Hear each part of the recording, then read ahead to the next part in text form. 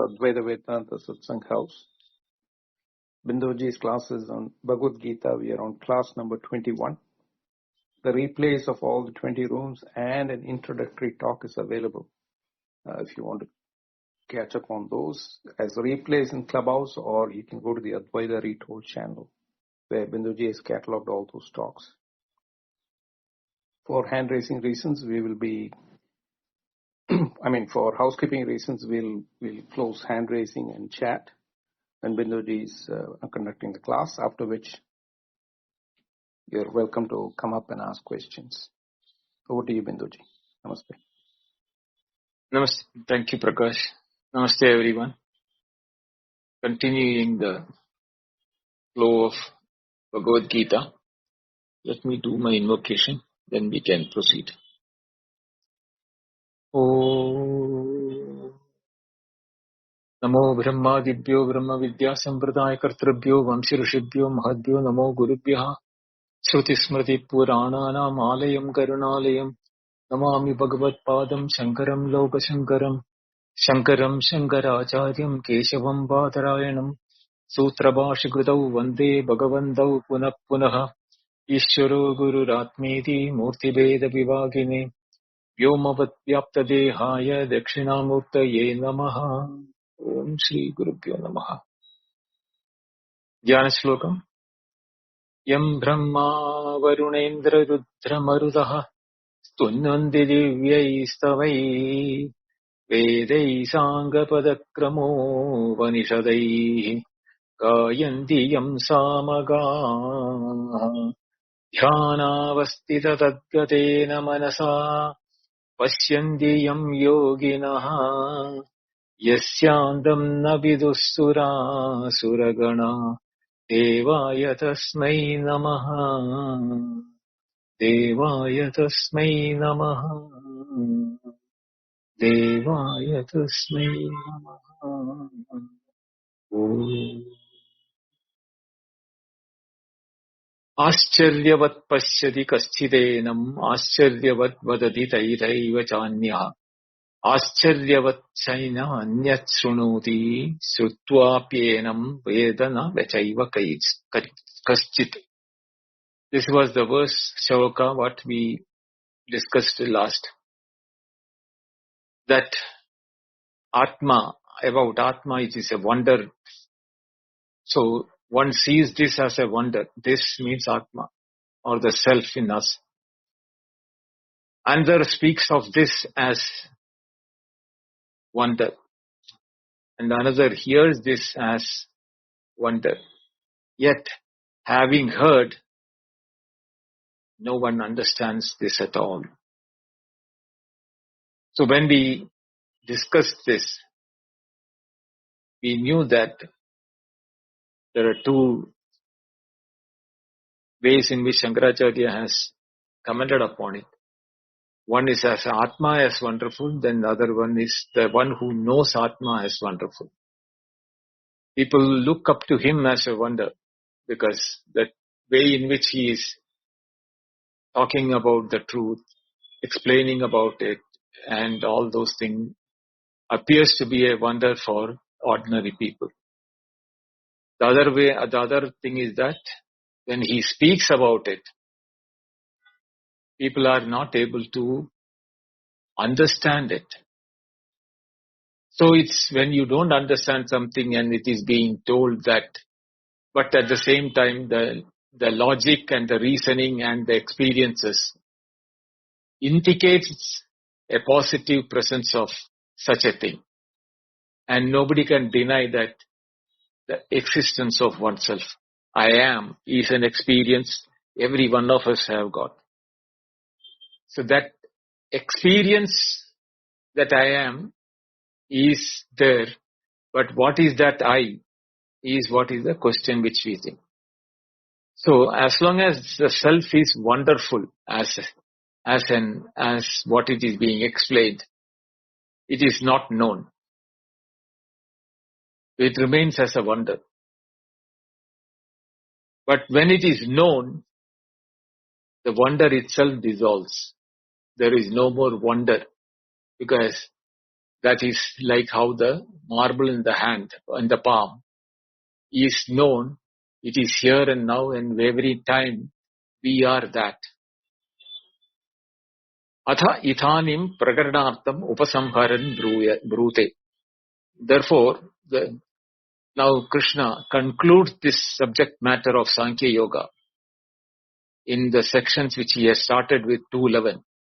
Ashochan anyashocastvam. From there he started, and he is concluding this with the word 30th verse. So 30 verses on Sankhya Yoga. Dehi nityam avidyoyam dehe sarvasya bharataha. Tasmat sarvani bhutani nattum shochitum arhasi. So he is concluding this verse here. What is that? Dehi nityam avadyo. See, hey Bharata, hey Arjuna, sarvasya dehe ayam dehi nityam avadyaha. O Arjuna, in all the bodies of all beings, this self, the indweller in the body, is eternal. And avadyaha means never slain. Body is what is slain, not the Atma. Tasmat tvam sarvani bhutani shochitum na arhasi. Therefore, you have no reason whatsoever at all for mourning or grieving on any of the entities. Not only your own body or anybody else's body. So having very categorically mentioned that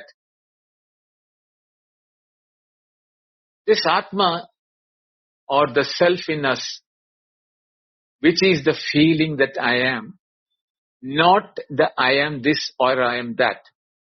That by that time when you bring this or that I amness is lost and it becomes this or that. So before I am becomes this or that, there is an I am in all of us. That feeling that I, before even you utter the word am, there is the I is present there. The amness or the existence aspect is uttered consequent to the I, the presence of the I. And that I is indestructible. When did that I start experienced in the mind, or whether we experience it not when the mind is not present in the deep sleep? But never is there a time when I, even without the amness, is present. Because the moment amness or the easeness or existence is uttered, as we discussed in the 16th verse,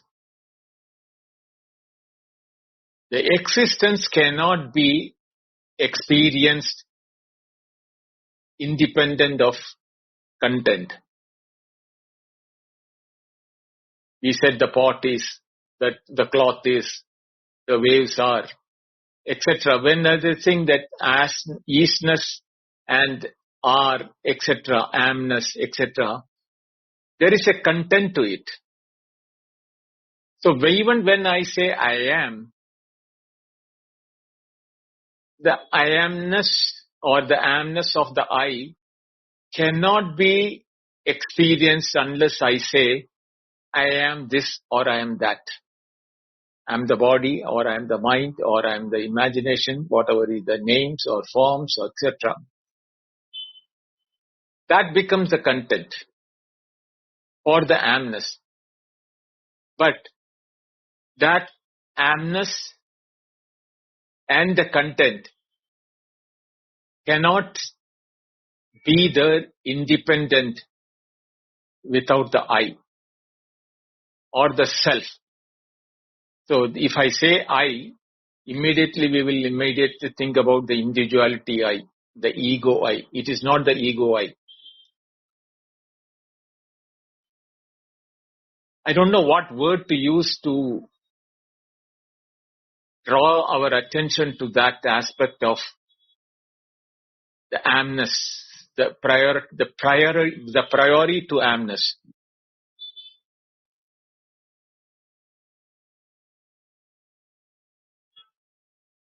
In that light, the light of that only, even the existence of the I or the I amness as this or that is known. Therefore, it is called as consciousness, awareness, knowledge, etc. in English.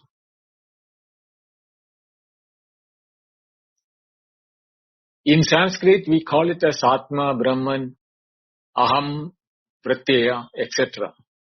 But they are all indicative names. What is it indicating? That is our true Swarupa. That is our true nature. That is what we are. Rest of the things what we think as we are aberrations when we experience it through the mind. The only time without aberration when we know it is in our deep sleep. But that time, we cannot know it as this or that. Or even amness is not known at that time. We may recall it as a pratyabhijna when we wake up. So, to indicate that, and that aspect is what Krishna is telling Arjuna. Oh Arjuna, this Atma is ever indestructible. It is present in the body of every creation, whether an atom or the cosmos. Whether it is perceivable or not. Therefore, and it is the beauty is that it is not what you call destructible means avadya. The word used is avadya. So let us go to the Bhashya and see how Shankaracharya is unpacking it. Dehi means shariri, nityam. Nityam means sarvada, sarva, sarva avastasu, avadyaha. Niravayavatvat nityatvatcha. This embodied self, Dehi, Shariri, indweller in the body, indweller in the body of everything what is known.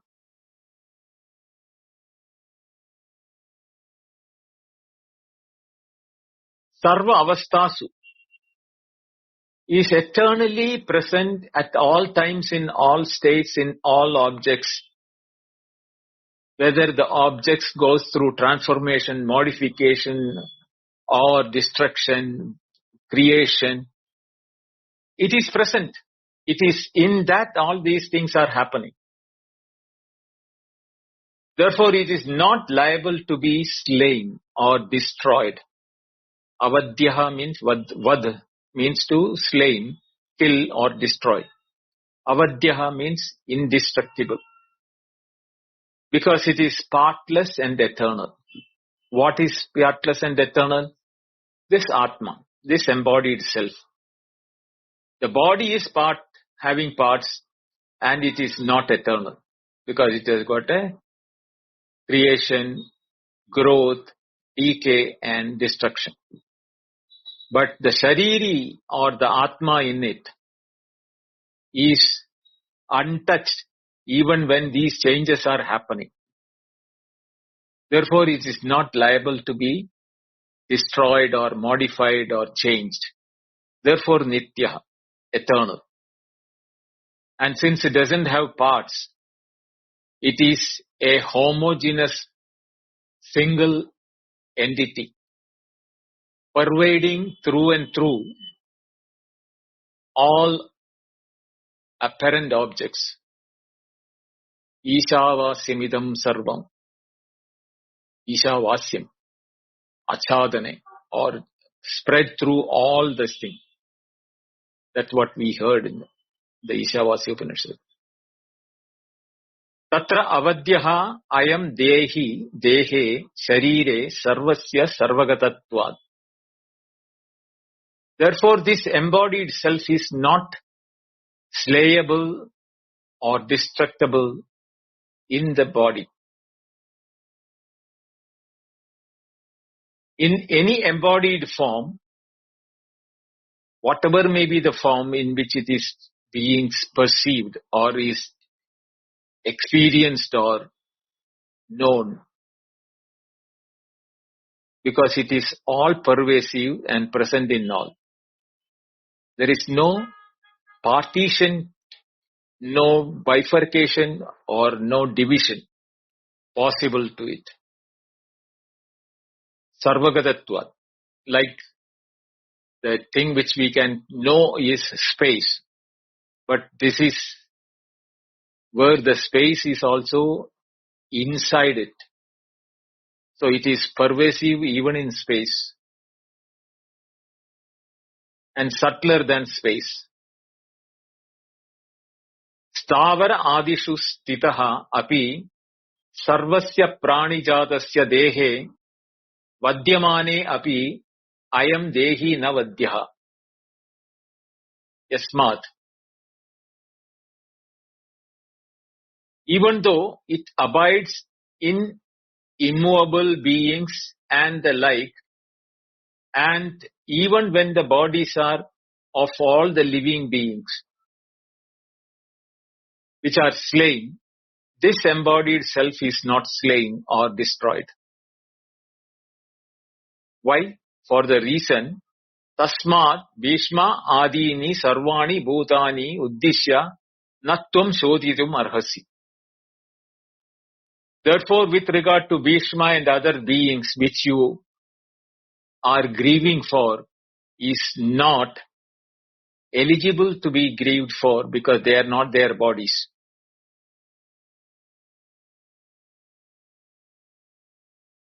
So this passage is the final ethical seal where he closed on the metaphysical teaching of chapter 2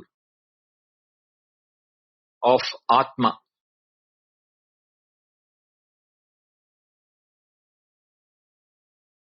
Shankara now gathers all the prior attributes into single decisive conclusion. So from that Ashochan, you are crying for those who need not to be cried for, is what we started with 2:11. So he is concluding that Nattum Shochitum Arhasi. Because of all these explanations about Atma and Anatma, that is the self and the non-self or the apparent bodies. Having bifurcated these two into clear category and the delusion which is caused or the sorrow which is coming from Arjuna is now shown to Arjuna that you are identifying them with the ephemeral or ever-changing body, not to the eternal self, which is the realities or the substratum on which the changes of the body is taking place. It is neither created nor destroyed, nor going through any modification.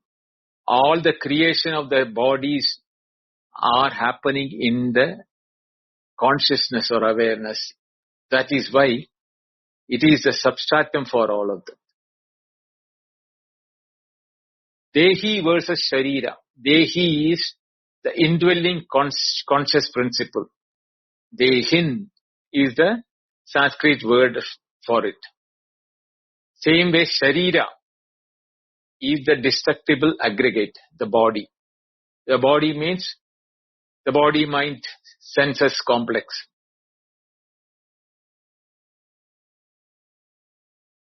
The self is not merely in the body like the resident of a house. It is ontologically independent of the body's fate. That is why even when the body is slain, if the resident is inside the body thing and the house is collapsed, that resident will also get crushed along with the house. But here, it is not like that.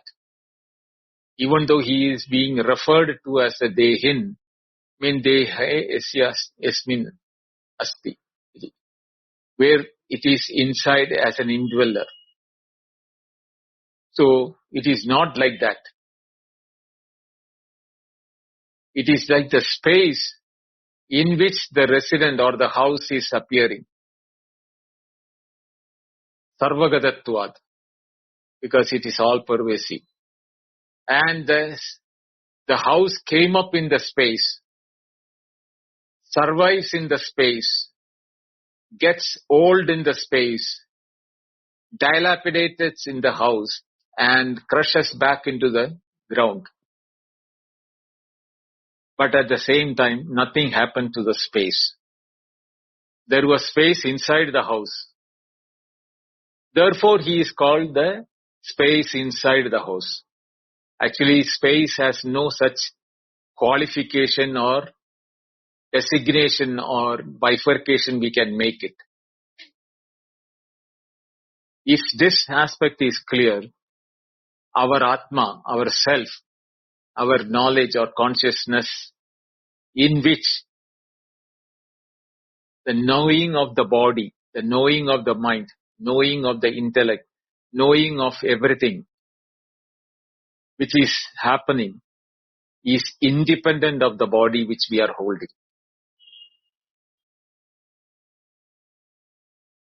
Sarvada sarvastu avastasu. There is no conditional exception for it. Not sometimes, not in special states or not only in the liberated state, but always in every condition and in all time. There is not even time there. The self is avaidyaha, avadyaha. Therefore, it removes the fear of death, fear of killing and fear of loss at all levels of understanding. And why is it unslavable or undestructible? Niravayavatvad, Nityatvad. These are the two words Shankara had used. Because it doesn't have parts, Niravayavatvam. The parts, only one which has got parts can be destroyed. The space doesn't have a part, so it cannot be destroyed. Nityatva is eternality. Eternality is which denies the transformation, modification, creation, all type of, existences which we see in the created objects. This is not a created object, it is in which the creation takes place. Therefore, Nityatva. And for destruction, we need a composition, an origination or a transformation or a modification.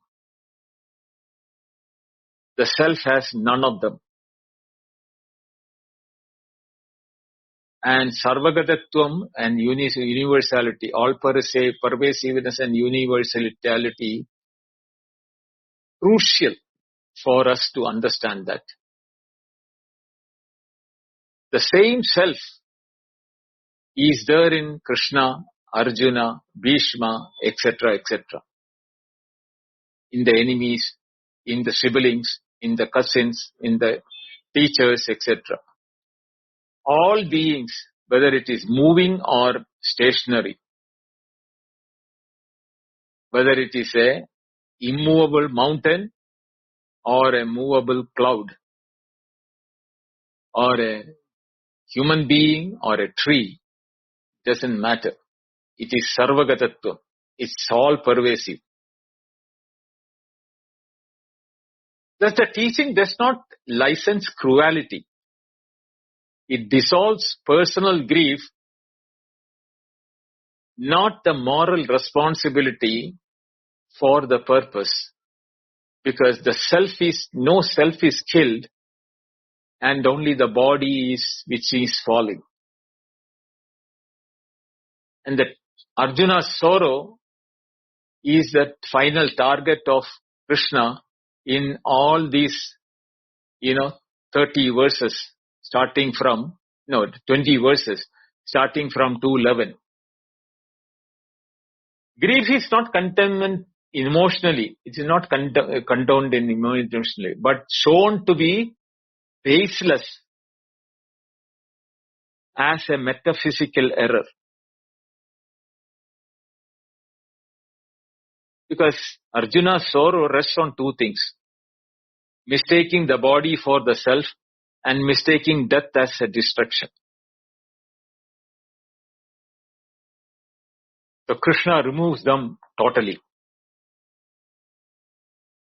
When the self is known as the universal and deathless, sorrow loses its both the object and the justification.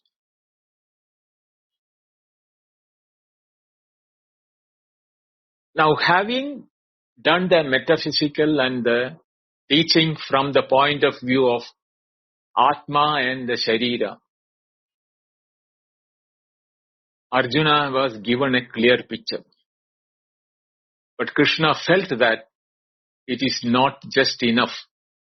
Because like us, Arjuna may also have doubts in the mind. So a good teacher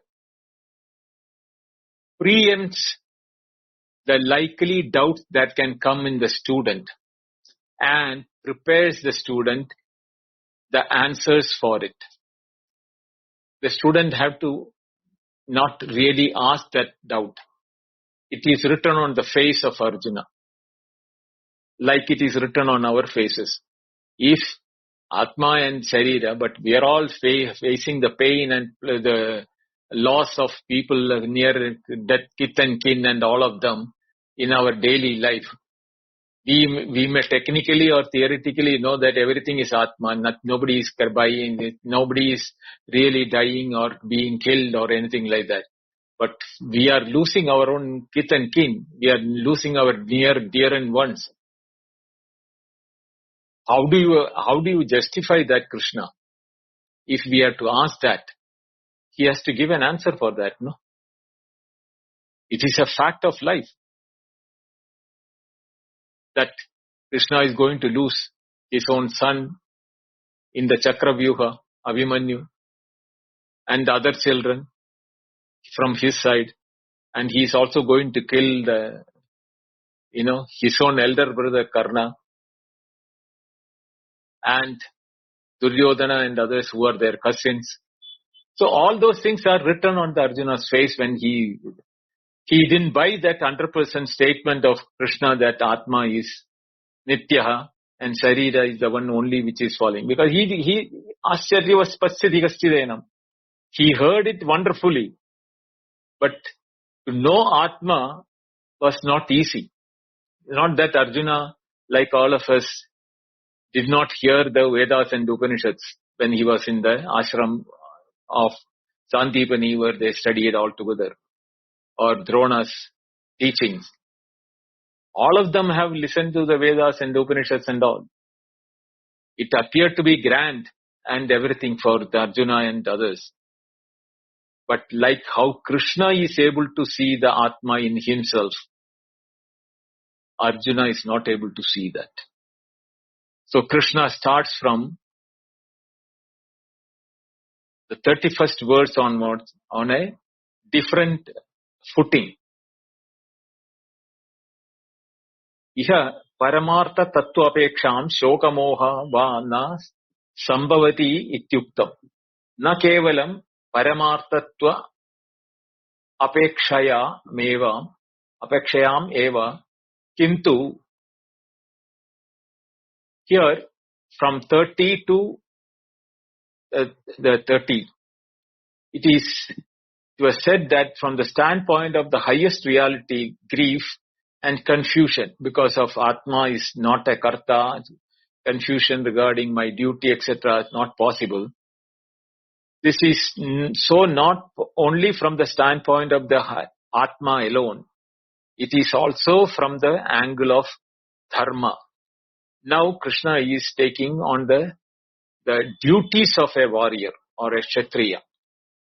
Having given the clarity between the Atma and the Sharira, that was not enough. Even the duty as a Sharirin, or the person who is embodied in the Atma. If Atma is there in everyone, why should I bother about killing anyone or not killing? Arjuna would have said, then I don't have to kill anyone or I don't have to fight the war. Why should I fight the war? I'm not really killing anyone. So let them live or die. What difference does it make? If this thought would have come into Arjuna's mind. So Krishna starts that. Swadharmam api cha avekshya na vikampitum arhasi. Dharmodhi yuddhat sheyo nyas kshatriyasya na vidyate.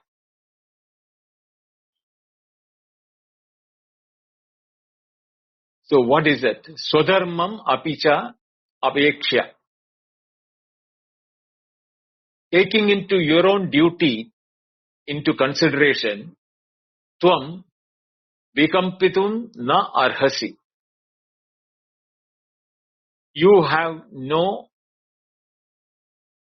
potency or chance to waver from your duties. Kshatriyasya dharmyad yuddhad anyat shreya na vidyate kinchit. For a kshatriya, for a warrior class, for a soldier or for a king, other than the war, nothing else is more righteous and more welcoming.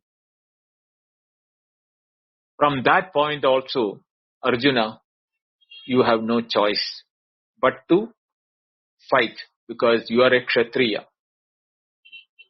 That is your dharma. And it's not befitting for you to hesitate from fighting this war.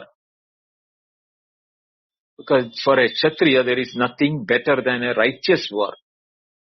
Dharma yuddha. Swadharma means swadharma kshatriyasya dharma, yuddham. Tam api avekshya tvam na vikampitum na prachalitum na arhasi. Even consider your own duty, the duty that belonging to the warrior class or the kshatriya, namely the battle. Na prachalitum na vikampitum arhasi. You ought not to tremble or shrink or shy away from that. Kshatriyasya swabhavikat dharmad atma swabhavyat iti abhiprayaha. The intention is this. For a kshatriya, for a warrior class, the duty arises naturally from his very nature, from his own inherent dispositions. Swabhavat, swadharmyam, swadharma, kshatriyasya swadharma. He is called a warrior class or he is called a soldier because he is ready to fight. And why is he ready to fight? Because his disposition, inherent disposition. Because he is one who is prepared for facing the enemy, eye to eye. Whatever may be the type of enemy it is. If it is an enemy, he is ready to face the enemy and eye to eye and take on an enemy befitting the enemy. Therefore, his dharma is the reason why he has become a kshatriya or a fighter fighter. Tacha yuddham prithvi jaya dvarena dharma artham praja rakshana arthat cha iti dharmad anapetam param dharmyam. And that battle, when undertaken for the sake of righteousness, duty, through the conquest of the earth and the protection of the people, does not deviate from dharma. Rather, it is supremely righteous. We say that, the war is destroying everything. The war is invariably inflicted upon by people who are not righteous. They have to defend a righteous stand from those who are invaders. So to protect your land, protect your people, and protect your dharma, if you are fighting a war, that is supremely righteous. Tasmad yuddhat, dharmyad yuddhat. That is, dharmyad yuddhat is a ajak dharmyad, dharma yuddha. That is why the dharmyad yuddhat. Shreha anyat kshatriyasya na vidyate. Yes. Therefore, there exists nothing better than a righteous battle, because for a kshatriya, battle is inevitable, because he has born with that qualities to fight and defend his country. And he has surrendered all his might, health, wealth, everything for the sake of his own country. So when he gets an opportunity to defend his country, not for conquesting others, but for defending his own country, if he's killing his enemies and thereby protecting his own people and his own land, there is nothing more righteous than that. Now, this makes a shift with which Krishna has been addressing Arjuna till now. Shankaracharya says that Krishna shifted from pure metaphysics, that is Paramarthika Satya, to Vyavaharika Dharma. And he is not diluting the Paramartha there. Doesn't mean he is abandoning the metaphysics for the empirical. Why Swadharma is introduced as after self-knowledge? Because the self is unborn, imperishable and unslayable. Grief has no ultimate basis. Therefore, it is to remove the metaphysical grief and the moral hesitation, if at all Arjuna had it. Therefore, the Swadharma is introduced not as an ultimate truth from the Paramarthic level, but as a practical alignment toward the Paramarthic truth for one who still acts in the world. How here onwards, we have to be very careful, because Krishna is giving the Karma Kanda introduction here onwards. Having told the Paramarthika level or the metaphysical absolute reality aspects, he is introducing the day-to-day responsibilities and duties for all of us. There are inclinations and tendencies in among us with which we have taken up our own profession and our own life, our own family, our own, bearing of children and responsibilities to our parents, society, and world at large. And when this is being introduced, we need not forget who we are. We are using this body for serving those needs with the tendencies with which we are born. We don't have to be divorcing from our truth of who we are, that we are the Atma, using the body. So the body becomes an instrument for delivering the intentions of the body. The Atma is ever present everywhere, does not get either as a doership or actorship. But neither the doership or actorship or enjoyership can be exhibited by the body without Atma giving the knowledge or the awareness or the consciousness to the body. So the courage, governance and protection and readiness for battle for Arjuna is his intention, body's intention. They are expressions of the Prakriti or the nature, the personal desire of Arjuna. Acting according to this is not an egoic assertion, but a natural order. Understand it very clearly. Krishna is not asking Arjuna to be egoistic and do things for the selfishness of his. Only reminding him that it is a natural order, you being a warrior class, to engage in war. The outcome is not yours. Whether you are winning the war or not is not your lookout. But even without fighting a war, if you are grieving, that is foolhardiness. Because your intention and your swabhava and swadharma is for a war. And you are shying away from war, thinking and telling that, you are going to kill your own near ones and everything, without knowing the reality that they are never being killed. Being killed or dying, what is being destroyed is their bodies only, because it is the intention of their body which is tendency-wise they are doing the dharma. Their atmas are also equally non-doer or non-enjoyer.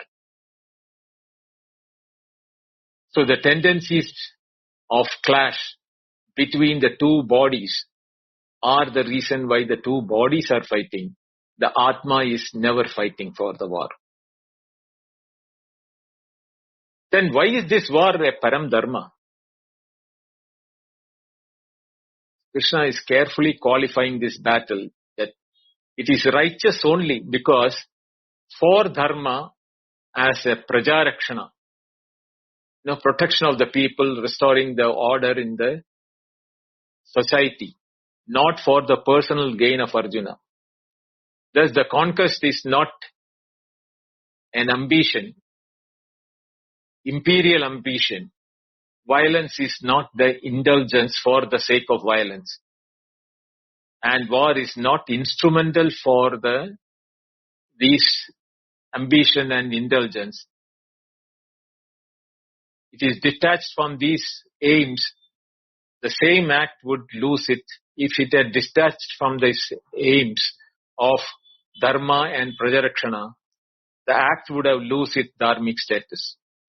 Because it is for dharma and prajarakshana, this war is parama dharma. And there is no higher good within the Kshatriya frame. Shreya anyad na vidyate.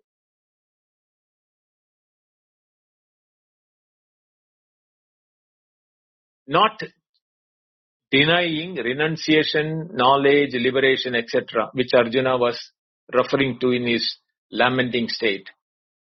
But for a Kshatriya, acting within the worldly duty and responsibility, no other method or marga or course is superior than the righteous battle. At the paramarthic level, no one kills or no one is being killed. But from the empirical or the Vyavahara point, duty must be performed without, even an iota of doubt or, stepping back. So what happens is that the Paramartha knowledge removes the grief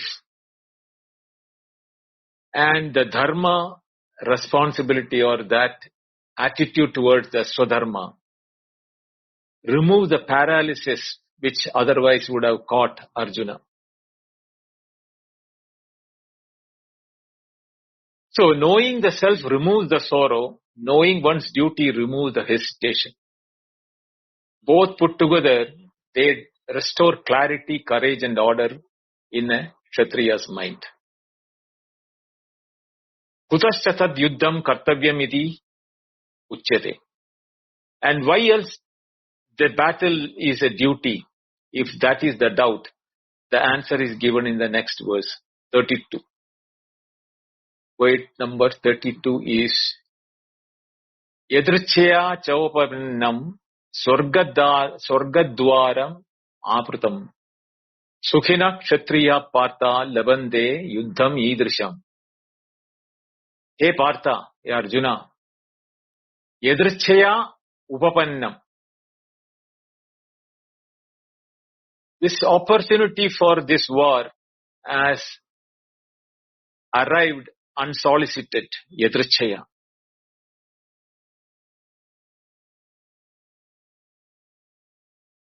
Apapannam swargadwaram idrisham. Such that it is opening the doors of heaven for a Kshatriya.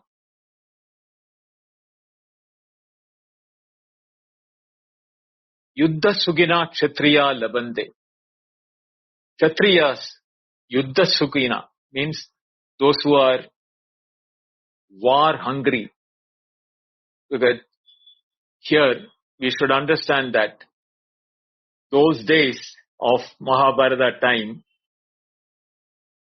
the Dharma book, the constitution or the Dharma Granthas has clearly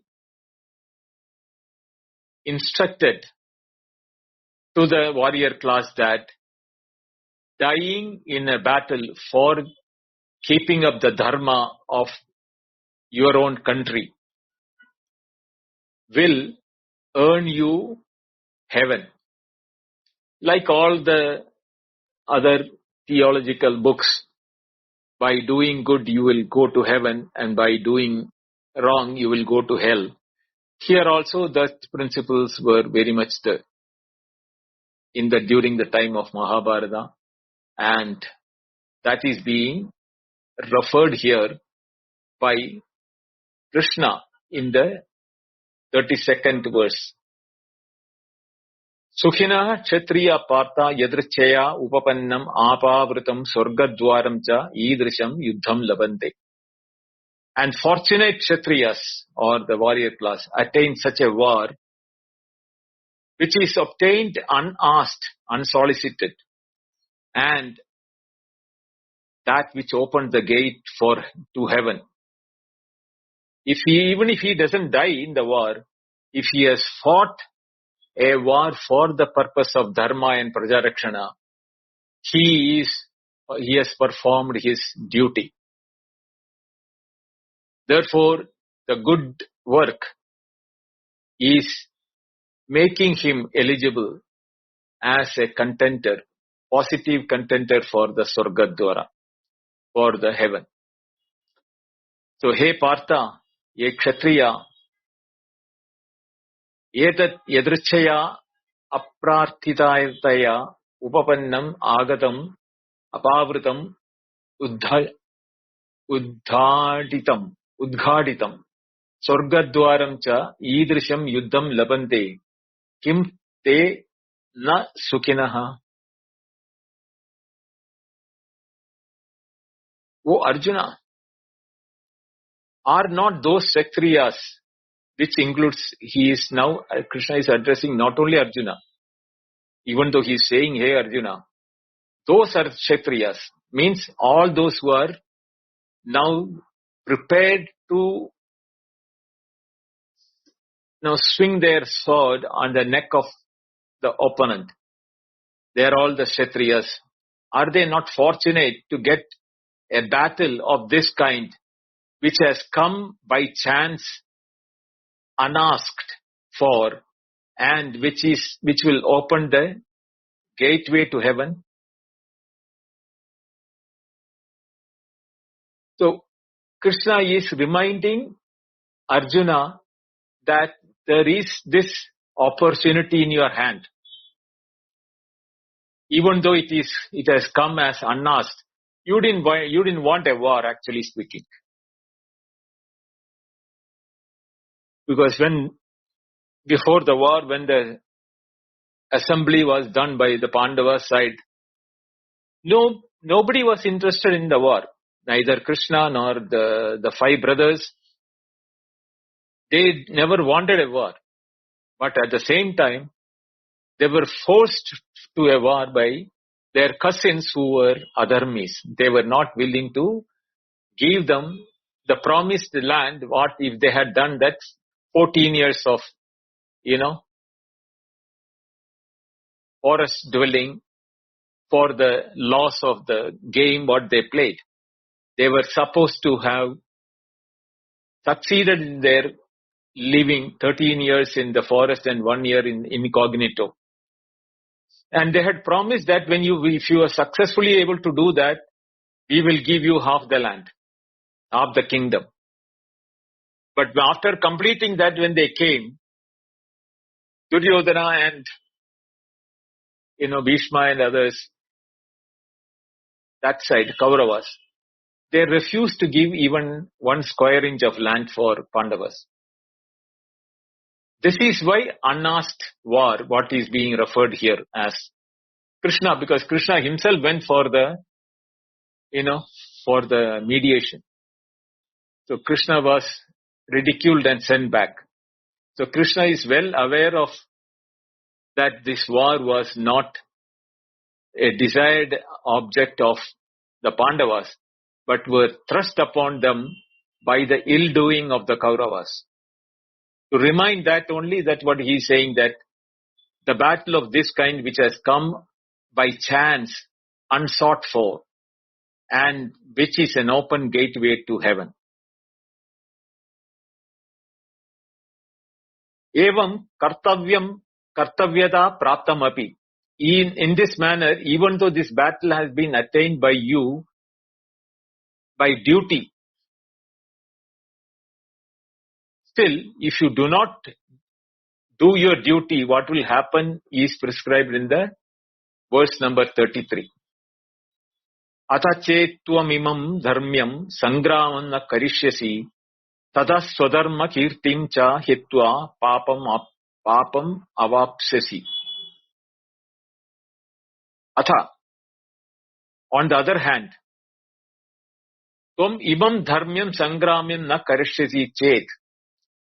If you do not fight this righteous war, then tata swadharmam kirtim cha hitva papam avapsasi.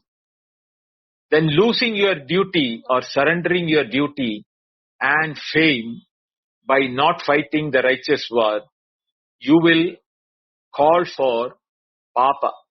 Papa means, sin.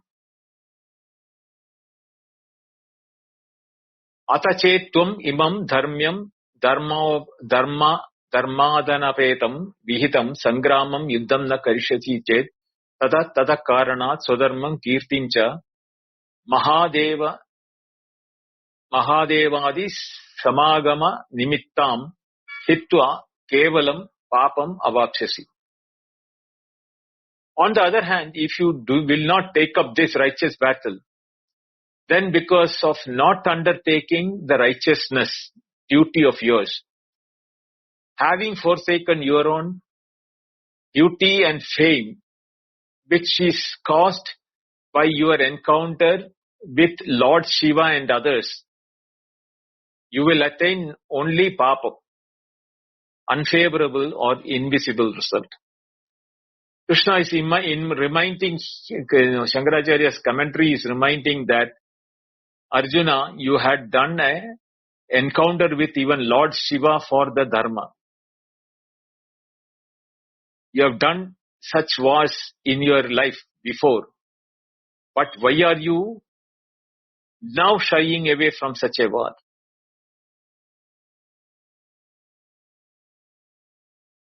Na kevalam swadharma kirtim parityagaha.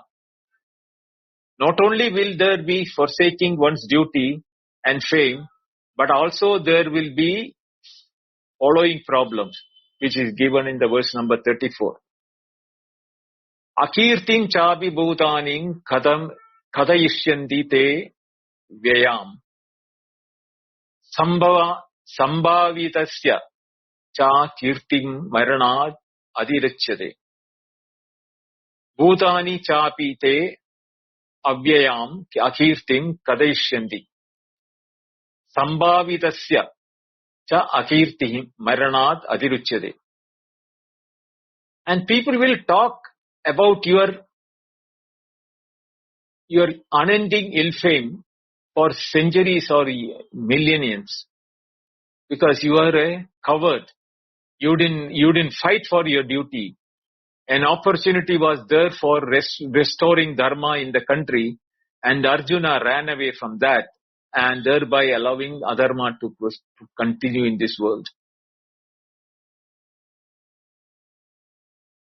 That for a respectable person like you, there is nothing like ill fame. It's worse than death. That is words of Krishna. Shankaracharya explains that. Akirtim chapi yuddhim bhutanim kadayishyanti te tava avyayam dirghakalam. Dharmatma shuraha ityevam adibihi gunaihi sambhavidasya cha akirtihi maranad adirichyate. Sambhavidasya cha akirtehe varam maranam ityartah.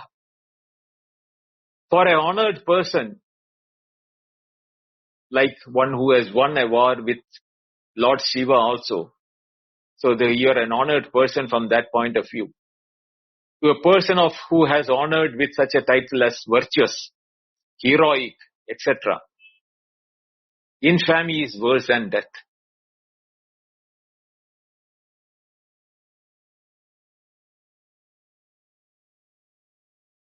So there are 3 more verses to this before we conclude this aspect of what you call the dharma aspect of it, which we will continue on Monday. Tomorrow I won't be having the class due to some commitment, but Friday we will have the discussion.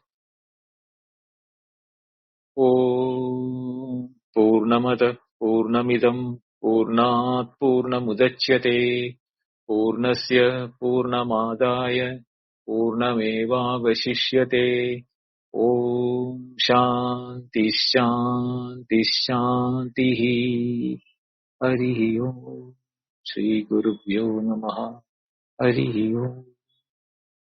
Thank you. Dhanyawad.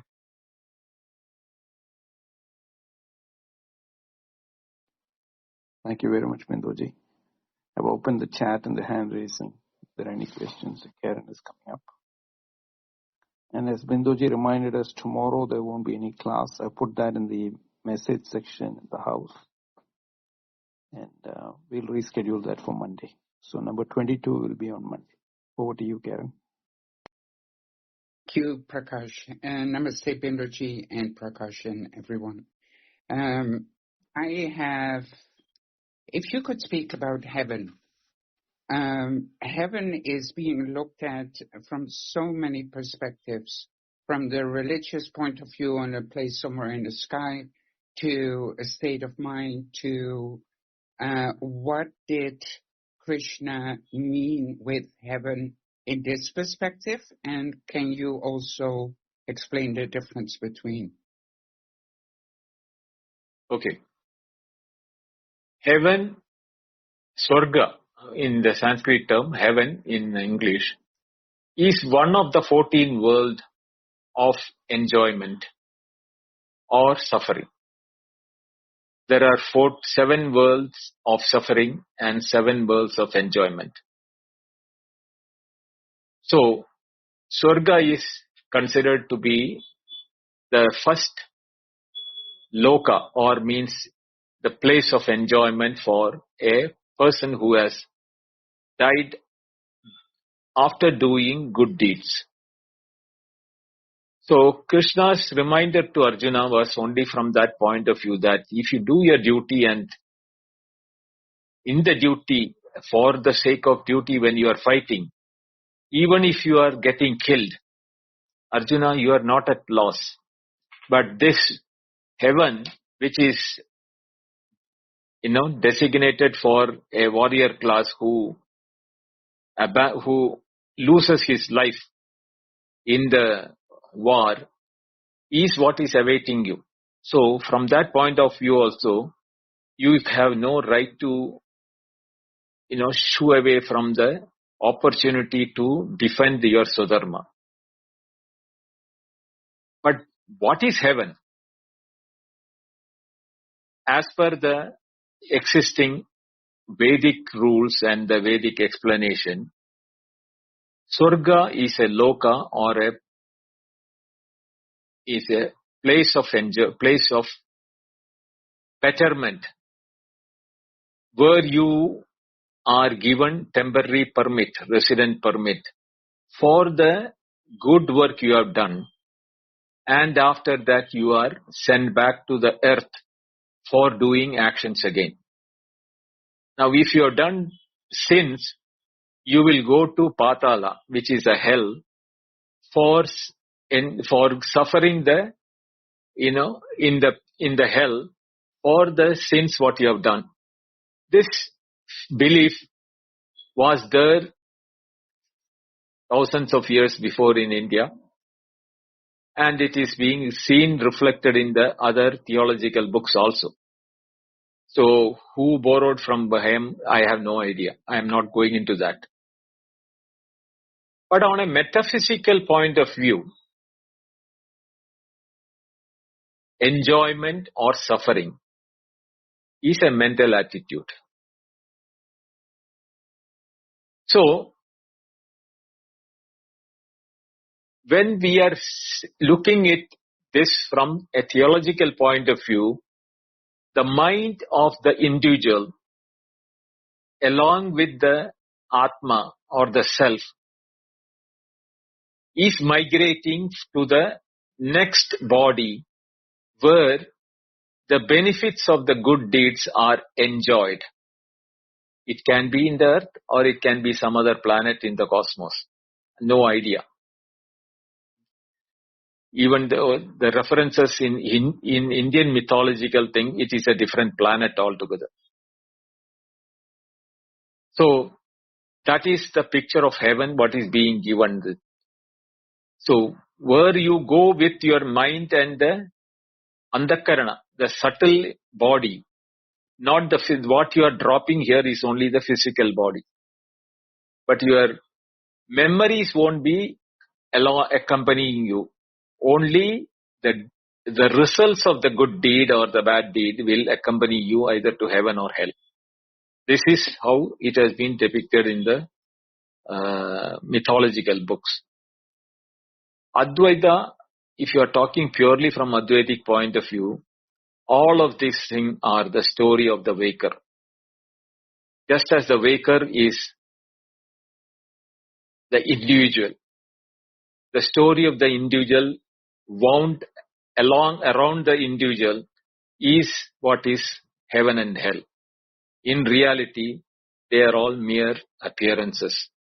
The truth is that there is no waker, no dreamer, no deep sleeper, only the consciousness where these appearances of the waking, dream and deep sleep is appearing. That's all. So, It's a mental state. It's a mental state. We talk about lokas and things like that, but if you accept the idea of a universal mind, then it's states available to experience, but they are not lasting, right? Right. Right. So if I go to Buddhism, Buddhism is teaching mind stuff, how to deal with mind, how to deal with thoughts, how to deal with the right point of view and things like that. Where would you place that? I am a pure 100% Advaitin. I don't subscribe to any of this heaven, hell, and mind control, etc. So if you ask me personally, this question is that as long as you are not able to understand what the Upanishad is teaching and abide in that, you are using your Shravana Manana Nididhyasana, you may have to start with conditioning your mind or controlling your mind or educating your mind to be receptive for Shravana Manana Nididhyasana. That is the place where this mind control and, mind being used as a tool for, these are the people who are agitated people who don't even find even 1 minute or 5 minutes of peace within themselves, because their mind is in a complete turmoil all the time. They are, it is like a unending stream of waterfall. Keeps on roaring and falling, Niagara Falls. Like that, the mind is always in the indulgence and the consequences of the indulgence, either happiness or sorrow. So for such a people, to be prepared for a tranquility of the mind where, higher education or higher knowledge can be taught, appreciated and pursued, is possible only when the mind is in a natural tranquility stage. For that purpose, the Zen Buddhism and all the Buddhists, and not only them, even in our own Indian, the spirit film, this thing, whether it is devotion or Advaita or Dvaita or Vishishtadvaita, all of them also accept that, the nature of the mind is very important. Even Krishna will be talking about that in the Bhagavad Gita. As we go, we will see that. Thank you so much for your insight. Much appreciated. Thank you, Colin. Namaste, Jai. Binduji, thank you very much. My question is, Binduji, okay, so in the olden days, looks like there's only 4 varnashramas, so it's easy for us to put into one of those 4. Life is good. But now there are, 2 areas I want to know. Now there are thousands of professions, like computer engineer, mechanical engineer, electrical engineer, in the engineering area, and then medical. So there are only 4, easy to decide those days. Now there are thousands of professions, and even in those professions there are specializations. So how do I define, what is my profession? What is my Swadharma profession? Because it is changing also. Like, I studied mechanical engineer, but now I'm a computer engineer. From at least Bhagavad Gita point of view, which is written very old, where there were not thousands of professions. So now I have multiple questions around this. My first question is, can I change from mechanical engineer to a manager to a computer engineer to a farmer, then stick with it? Because, or can I, what do I decide and can I change? Is my first question. You have taken up a line for your living based on your intention and capabilities. If you are not capable, you would not have survived, or you would not have become a computer engineer. That shows that the intention of Jai Krishna is towards that purpose. Now this category of 4 varnas, which is, Brahmana, Kshatriya, Vaishya, Shudra, of the 4 categories of those days, need not be the guidelines for us today. But category wise, I won't call them these 4 names, but if you look at from our capability levels, still there are only 4 classes. The intellectual class, the hands-on class, the financial wizards, and the servicing nature of people. If you can put any job into one of these 4 categories. So if you are a computer engineer, you will come on the hands-on guy class who is working. It can be engineering, it can be programming, it can be this thing. But there are who are coders and who are all, writing new programs or new languages and things like that. They are not hands-on people, but they are the intellectual people. They come out with new things. Whereas those who are executing what they have been found out, are the hands-on people. Now there are financial people who always looks only from the financial aspect and the financial listing. They are called the Vaishyas or the financial people.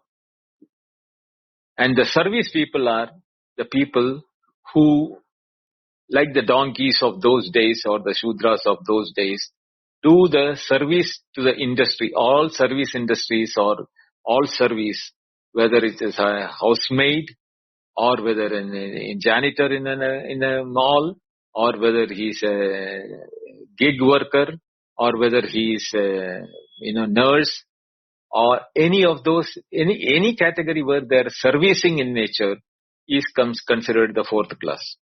So you can generally categorize this into 4. So which where you fit in depends upon what is the intention and the happiness with which we are working in that one. Now the question is whether you want to change it to a farmer or whether if your inclination is there, like our Zoho CEO, Vembu Murthy, you want to be in the village and doing the programming sitting in the village, nobody is stopping you. You can go to a remote village either in Canada or in India or in Europe or anywhere in the world. You can still perform what you are doing. It's an interconnected world today. Where you operate from and where you deliver your things are not restricted by location. So if you want to change, that shows whether either you are unhappy and changing or you are changing it for a betterment. In either case, you can do that without any problem, but you will continue to be interested in something where you will find happiness. And if you are not doing that, but doing for money, then you are not in the class of hands-on guy, but you are in the financial guy side, where you are looking only from the financial point of view. But there are people who are saying that I am ready to retire now. I don't want any more money. I've ensured that my lifetime and whatever is left, let my kids have it. I don't care. I have done enough for the society and I have done enough for myself. Now I want to follow a spiritual path. Then you are moving from the hands-on guy who went into financial and now you are moving to intellectual. So these type of changes are possible.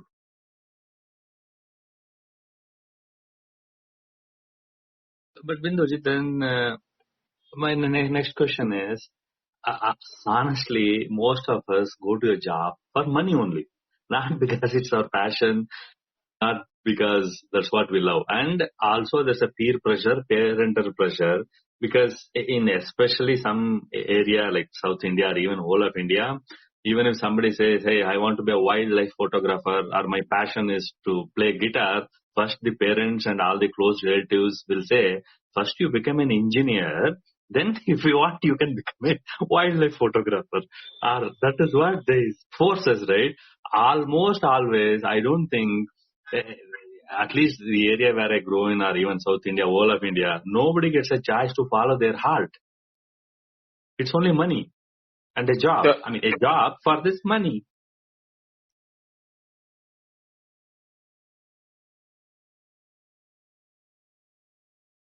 Binduji? if that had been the case, Virat Kohli should have been an engineer, not a cricket player.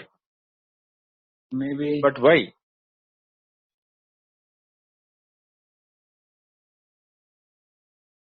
There are opportunities, Jay. Only thing is that you didn't have the courage to challenge that and take on to that I will be the best in my field. Krishna is going to tell this to Arjuna in the later places. We'll see that when we come to that chapter. Where you are not limited by your potency. You limit when you bring in your desires and needs of others to be more important than your own desire. But the most problem for all of us, Jay, including me, was that we did not have the knowledge which today our children has regarding choices of life. Because when we were growing, the choices were less and the knowledge about the world, what are the things that can be done, was not available to us even to look for or search for. We were, when I passed out engineering, there was computer as a name was we heard in 1979. That is the time where the computer, the only thing which I heard was the IBM had some elephant size box which had 256 MB. That was a picture or something which was being told those days. From that 256 has become TB now on a smart card. So you can imagine how the technology has changed. So as the technology and the information and the opportunities change, you have to upgrade yourself and change it. And why did you become a computer engineer, become a mechanical engineer? Because there was an opportunity and you learned computer engineering, and with the background of your mechanical engineering, you became a computer engineer. Who stops you if you had want to become a professional photographer? From a mechanical engineer, you could have become a professional photographer for the world, wildlife photography or with your National Geography or etc. Nobody should have stopped you. But you had a shortfall of income. Your parents were not able to support you. You were not confident even abandoning your parents if you take a photography, whether that will give you square meal a day. So these are all the problems. Don't put the problem on the society or anything. The problem is with us.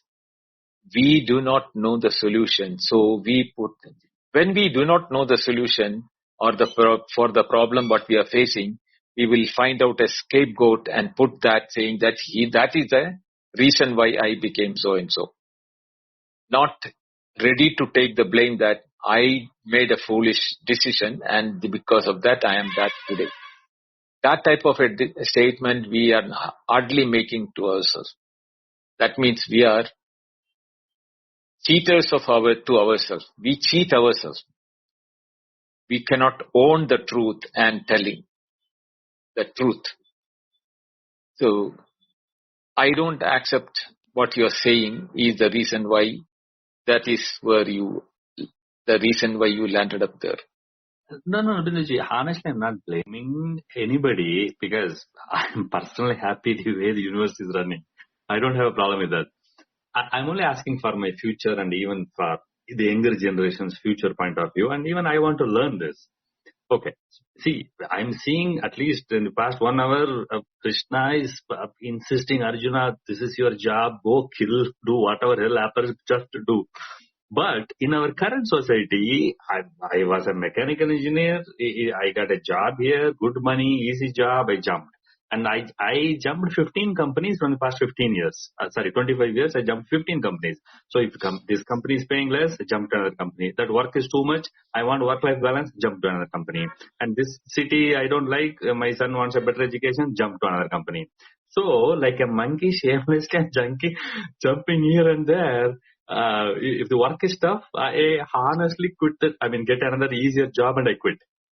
Right? So much jumping I'm doing, and Krishna is telling, even if it is uncle, your own teacher, go kill. Don't worry, don't compromise on your duties. So I'm seeing myself totally opposite.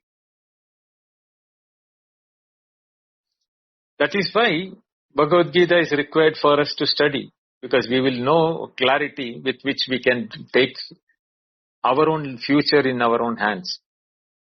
Today, you are saying that the society, your parents, everybody pushed you to become a mechanical engineer. And as from a mechanical engineer, 25 years, 15 jobs was not by the society but yourself, because you were in a trap already. So you are trying to survive in the trap of mechanical engineer, person, computer engineer to find happiness. So what are you hunting for? You are not hunting for the perfection in you or the swadharma in you, but you are running after what is that will give you happiness. This will be addressed by Krishna in the following chapters. Why we do that?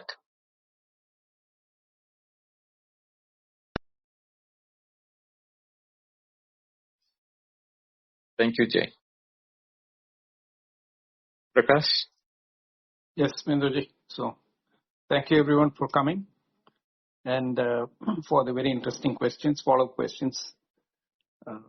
And special thanks to Binduji for staying patient with all our questions and the deep manana that happened for an hour before that. So as Binduji mentioned, tomorrow is a day off. Binduji is busy. So the room number 22 will be on Monday, but we will convene back on Friday for the open discussion.